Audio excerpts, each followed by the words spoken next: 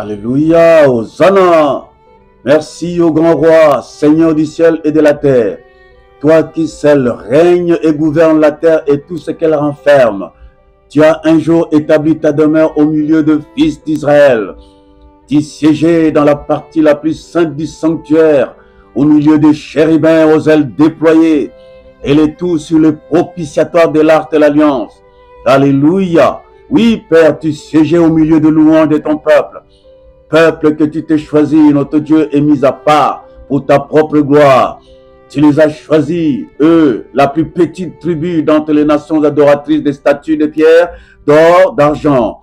Ces nations qui vénèrent et révèrent les animaux, les éléments de la nature et les armées des cieux, et qui évoquent les esprits, et qui parlent de multiples d'autres solennités, offrent des êtres humains à l'honneur de leurs entités. Gloire à toi, Père Céleste. Ah, comme tu es bon pour nous, Seigneur. À ce jour, c'est nous, Israël spirituel. C'est nous, le fils et fille de Sion, fils et fils d'Abraham. C'est nous, oh, qui sommes choisis de Dieu, et pourtant, nous n'avons rien mérité, Seigneur. Tu es entré dans nos familles. Tu n'as découvert que des autels de démons familiaux imposant la célébration des totems, des arts magico-traditionnels, des voyages astraux, des esprits emprisonnés et comme enfermés dans des cages sous la surveillance des démons sentinelles. Que des décès sans nombre, des pleurs sur des êtres qui nous étaient si chers. C'était l'héritage que nos pères ont laissé, des pactes et alliances qu'ils ont trafiqués. Triste héritage familial. Et pourtant, Père, tu ne nous as jamais destinés à cheminer à vivre dans des familles d'esclaves souffrant au gré des tragédies, des maladies, d'angoisse et d'anxiété. Ton amour grand et incomparable a surgi comme un rayon de lune au ciel tout noir, nous éclairant de ta lumière, alors que nous étions isolés et emprisonnés dans des dunes du désert. Alléluia. Cette brillante et blanche lumière nous a conduits jusqu'au lieu de la célébration de la victoire de Jésus sur Satan et son royaume. Énorme merci, Maître des cieux. Le sang de Christ a brisé nos liens familiaux. Sa parole nous a sanctifiés. Son Esprit Saint, comme conducteur et guide, nous remplit jour après jour de l'amour du Père. Ainsi, nous pouvons désormais pardonner à nos ennemis quand nous sommes incompris, injuriés, mal jugés, attaqués de toutes parts. Il nous remplit de sa paix. Ainsi, toute situation bonne ou mauvaise, douces ou amères, sont sous le contrôle du Seigneur notre Dieu. Mes lendemains sont assurés. Premièrement, en conséquence, les anciens autels, les totems familiaux sont d'ores et déjà consumés. Les esprits familiaux dispersés et Jésus règne en Seigneur et Sauveur. Guidés par le Saint-Esprit, nous apprenons jour après jour à garder les regards fixés sur Jésus, le consommateur de notre foi. Deuxièmement, jadis dans les ténèbres et des combines familiales, mais désormais tout en nous rayonne. Alors, je peux déranger par ma présence pour les uns et pour d'autres. Je suis une présence porteuse de lumière, de joie et de paix. Quand on reste fidèle au précepte du Seigneur, l'on devient porteur de la gloire lumineuse de Dieu. Dans le livre de Matthieu, nous entendons clairement Jésus, dans Matthieu 5, 15 à 16, qui nous dit que nous sommes la lumière du monde. Une ville située sur la cime d'une montagne ne peut être cachée. Que votre lumière luise ainsi devant les hommes, afin qu'ils voient vos bonnes œuvres et qu'ils glorifient votre Père qui est dans le lieu céleste. Puissiez-vous, bien-aimés, garder vos lampes allumées, et le monde verra le type de personnes que le Seigneur agrée. Des hommes et des femmes jadis, des pauvres pécheurs, se vautrant dans les bourbiers de la perdition et de la malédiction familiale. Aujourd'hui, comme des fils prodigues, revêtus de fin lin, devenus des sources de bénédiction pour leur famille, pour leur quartier, pour leur pays et pour leurs églises.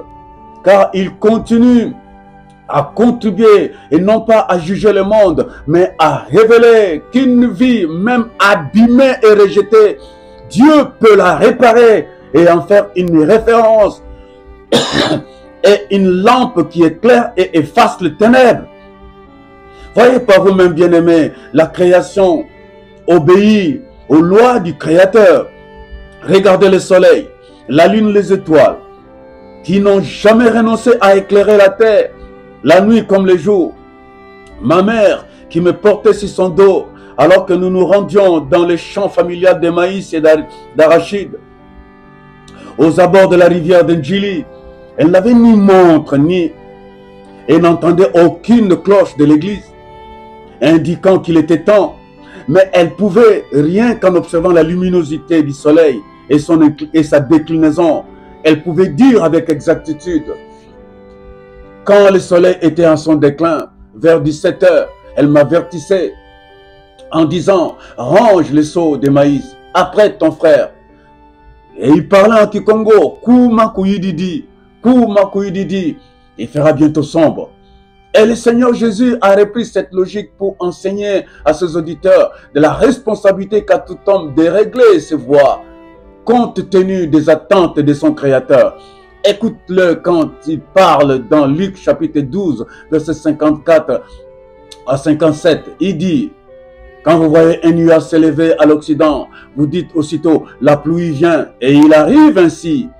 Et quand vous voyez souffler les vents du midi, vous dites, il fera chaud, et cela arrive. Hypocrite, vous savez discerner l'aspect de la terre et du ciel. Comment ne discernez-vous pas ces temps-ci? 57. Et pourquoi ne discernez-vous pas de vous-même ce qui est juste? Ah, donc Dieu nous a donné de l'intelligence à tous pour que nous puissions juger et reconnaître entre le bien et le mal. Oui, bien sûr. Deuxièmement, soyez comme des 5 vierges sages, porteuses de lumière. Bien-aimés, il faut savoir que nos familles étaient une plateforme des esprits. Nos pères y ont laissé des alliances. Et nos vies sans la présence du Seigneur peuvent faire l'objet de graves perturbations. Christ lui-même a brisé ses alliances, nous a sortis des ténèbres à son admirable lumière. Il faudrait définitivement tourner le dos aux héritages spirituels légués par nos pères. Car ces héritages attirent les ténèbres, car nous avons désormais à vivre dans la lumière. 1 Jean, chapitre 1, versets 6 à 7. Nous lisons, si nous disons que nous sommes en communion avec lui et que nous marchons dans les ténèbres, nous mentons et nous ne pratiquons pas la vérité. Mais si nous marchons dans la lumière, nous sommes mutuellement en communion. Et le sang de Jésus, son Fils, nous purifie de tout péché. Il n'y a pas de juste milieu entre les ténèbres et la lumière, bien-aimée. La lumière, c'est Dieu et son resplendissant royaume pavé d'or pur et étincelant. Tandis que les ténèbres représentent Satan et l'amour du monde. Nous sommes appelés à briller dans le monde comme des flambeaux, en portant la parole de Christ, la parole de vie, et ceci avec persévérance entière. La parole des 10 vierges indique qu'ils étaient 10 à attendre l'époux, partis pour un long voyage. Et 5 vierges étaient sages, et 5 autres étaient de folles et insensées.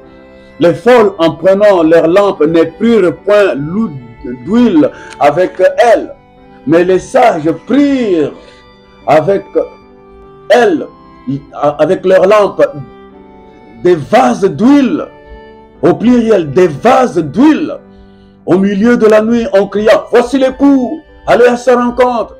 Alors ces vierges se réveillèrent et préparèrent leurs lampes. Les folles dirent aux sages, donnez-nous de votre huile, car nos lampes s'éteignent. Les sages répondirent, non, il n'y en aura pas assez pour nous et pour vous. Allez plutôt chez ceux qui en vendent et achetez-en pour vous. Pendant qu'elles allaient en acheter, l'époux arriva. Celles qui étaient prêtes entrèrent avec lui dans la salle de noces et la porte fut fermée.